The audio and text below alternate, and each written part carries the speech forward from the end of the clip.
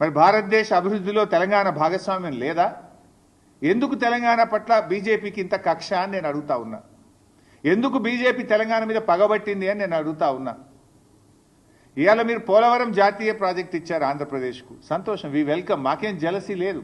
మాకెందుకు జాతీయ ప్రాజెక్ట్ ఇవ్వరు? మా పాలమూరు ఎత్తిపోతల పథకానికి ఎందుకు ఇవ్వరు? మా కాళేశ్వరంకి ఎందుకు ఇవ్వరు? మా సీతారామ ప్రాజెక్టుకి ఎందుకు ఇవ్వరు? ఆంధ్రప్రదేశ్కి ఆల్రెడీ పోలవరం జాతీయ ప్రాజెక్ట్ ఇచ్చారు.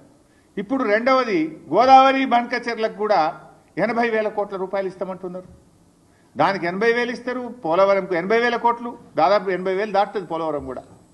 అంటే 1,60,000 కోట్ల రూపాయలు ప్రాజెక్టుల నిర్మాణానికి ఆంధ్రప్రదేశ్కు సమకూరుస్తున్నారు. అందులో ఒక పై సంబంధమన్న తెలంగాణకి ఇచ్చారా? 1%, 1,600 కోట్లని ఇచ్చారా అని అడుగుతా ఉన్నా నేను. ఇయ్యనప్పుడు 8 ఎంపీలు బీజేపీ గెలిచి ఏం ప్రయోజనం? 2 కేంద్ర మంత్రులు ఈ రాష్ట్రం నుంచి ఉండి ఏం ప్రయోజనం? మీరున్నది పదవులు అనుభవించడానికా, ప్రజలకు సేవ చేయడానికా? ఈ రాష్ట్ర హక్కులు కాపాడడానికా?